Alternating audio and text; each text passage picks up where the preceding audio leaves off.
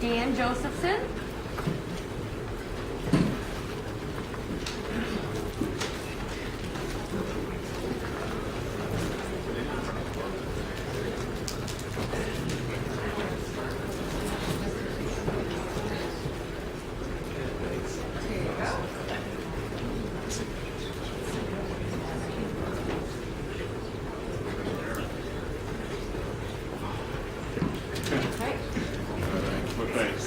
Thanks, everybody. I'm going to talk today about acid rain recovery in Adirondack Lakes.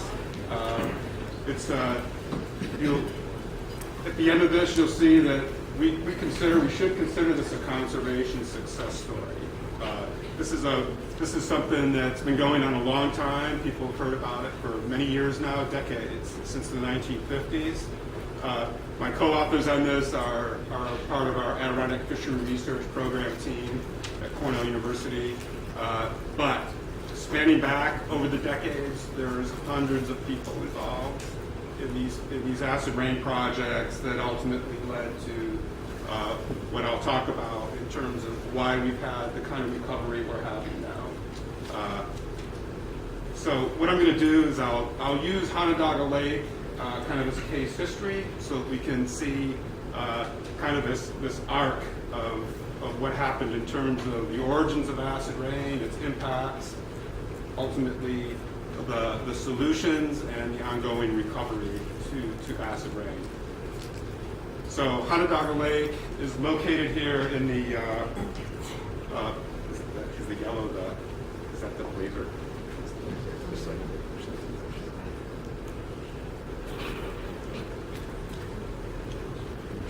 There, okay. So Honondaga Lake is located here on the western slope of the Adirondacks.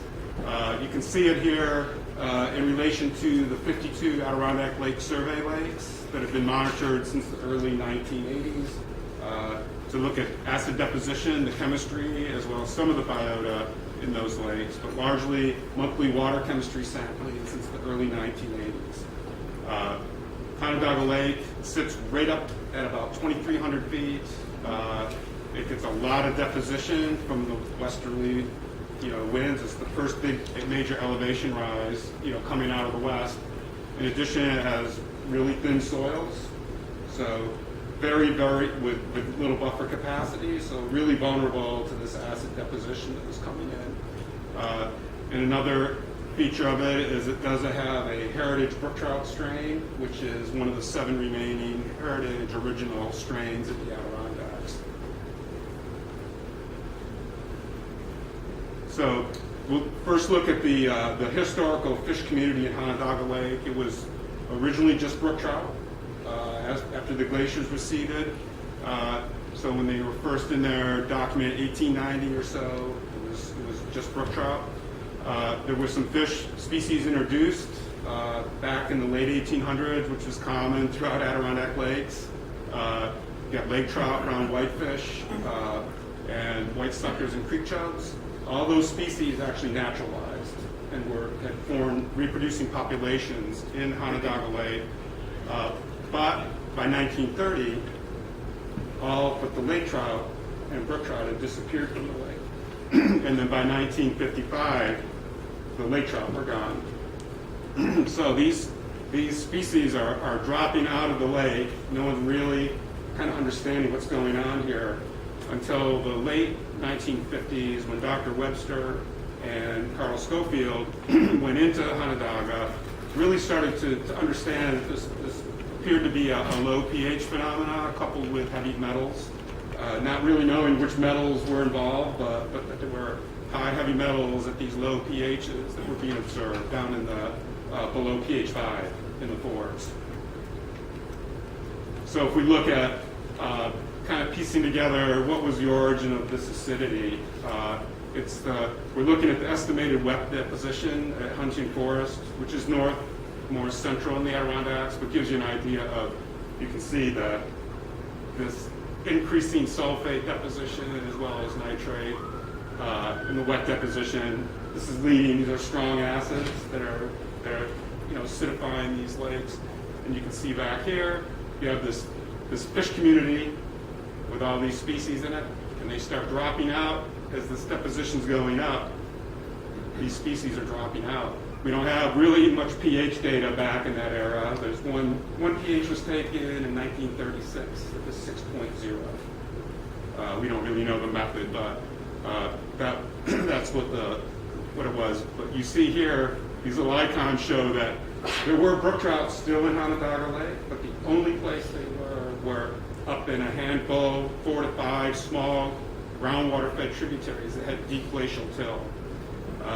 So that the water coming up through that groundwater was well buffered with pHs, in the 6s, low 6s. So this is where they were able to survive. And you'll notice too that these icons are getting a little bigger. And you'll see nitrate and sulfate going down.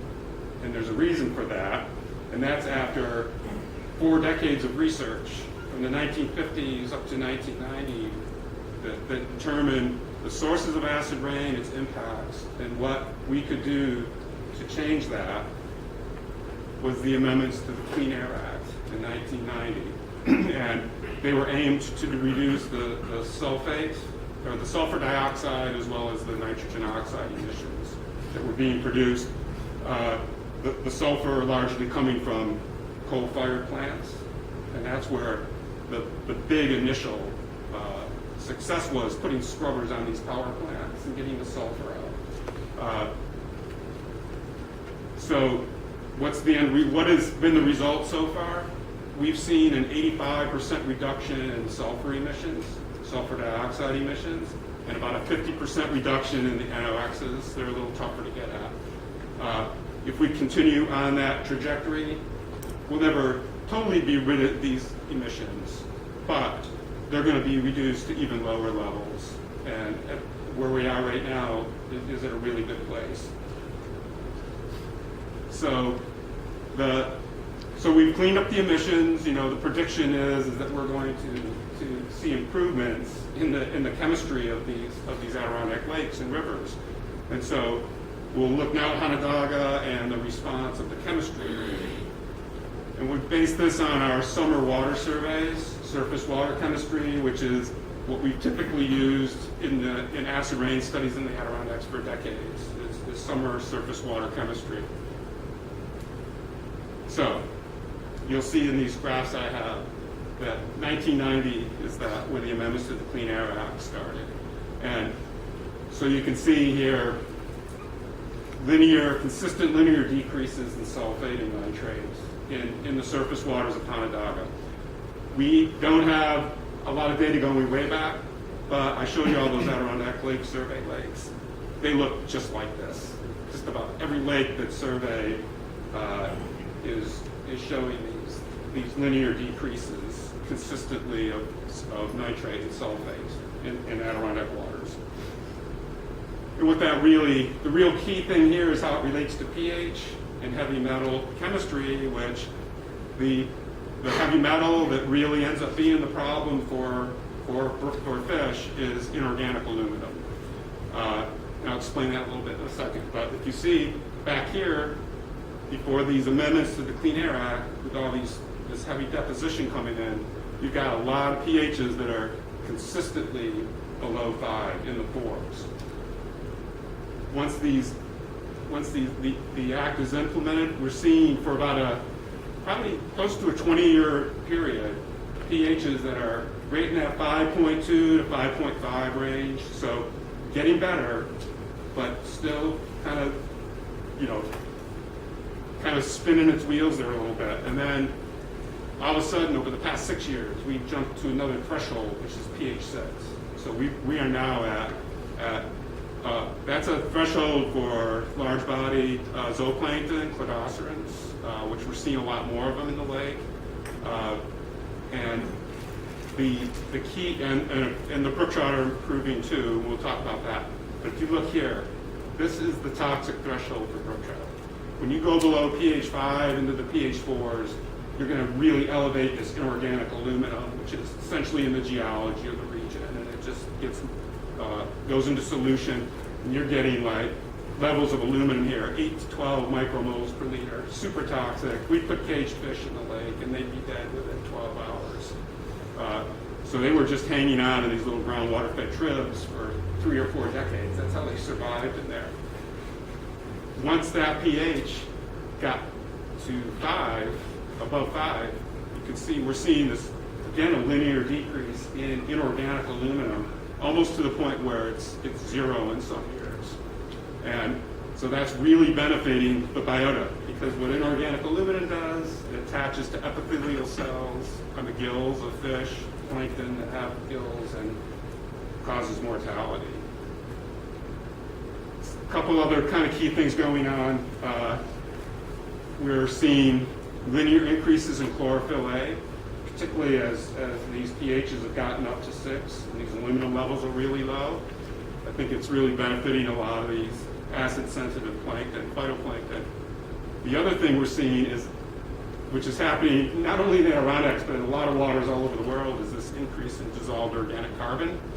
And we think the theory at this point is that with less acidity in the rain, deposition, and warmer climate, you're getting higher decomposition rates up in the watersheds that have all this accumulated organic matter over decades of acid rain. And it's contributing more VOC into these lakes. So what we're getting in the lakes is a greening and a browning effect. And this is happening in all these Adirondack Lake survey lakes. To one degree or another are showing these same trends. And then that is influencing water clarity and secchi depth. Like these secchis, what we were taking back in the 60s and 70s were 25 meters and really deep secchis. Now they're more like 10 to 15 meters.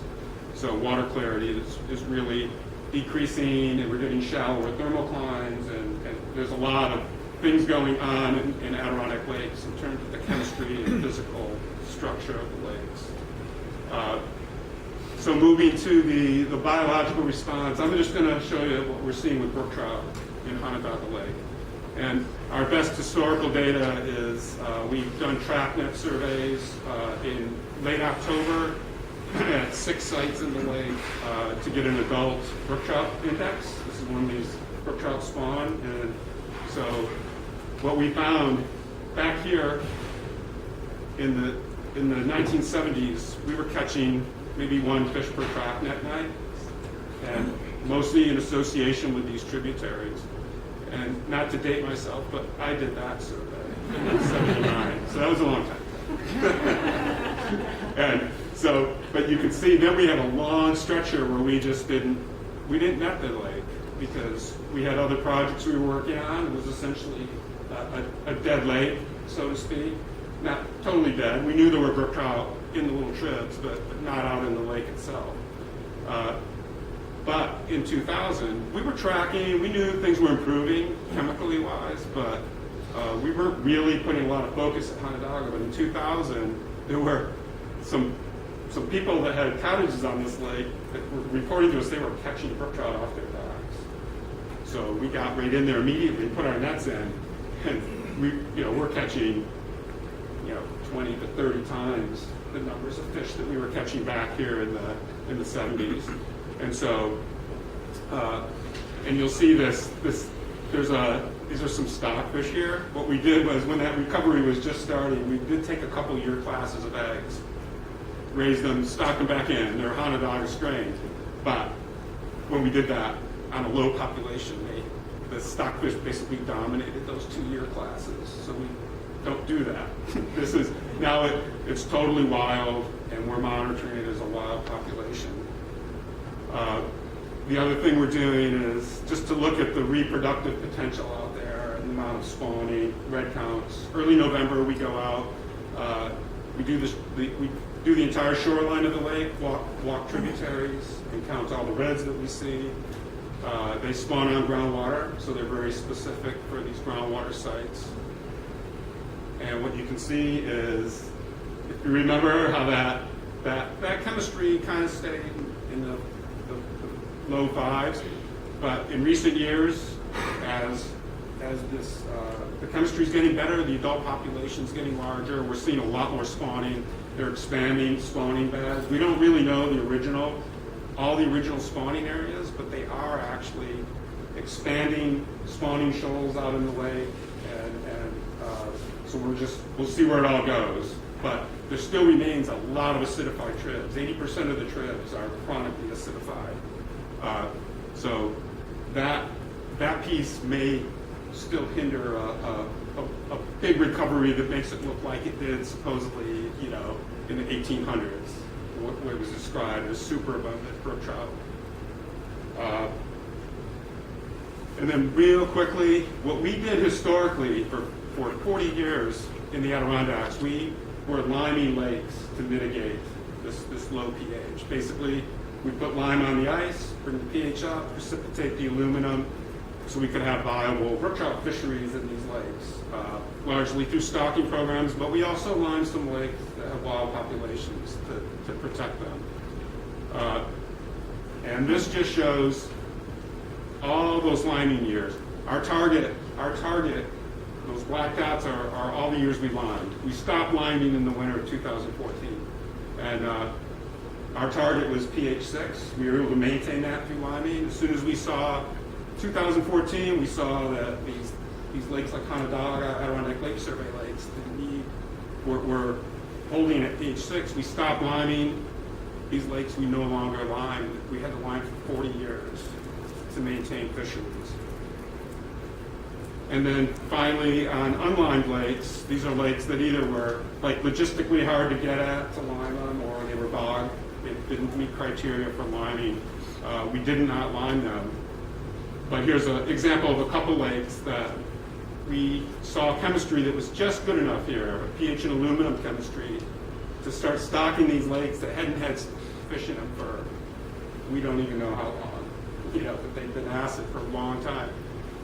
They now have viable brook trout fisheries in them, and we saw some of our best chemistry here in 2018. A lot of what we're doing on these private waters is going on in DEC waters in Region 5, particularly in the West Canada Lakes area and Moose River Plains.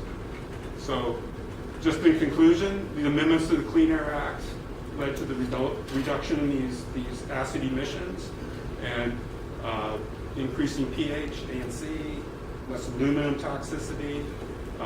You're seeing populations of brook trout like Honnedaga recovering. We no longer are liming lakes to maintain chemistry, and we're actually able to stock lakes that have not had fish for years because of the acid rain. And I call it a success story because it shows where science that informs policy can result in big benefits to the environment. And if we maintain these low emission levels, I think we'll just continue to see an ongoing recovery in the Adirondacks.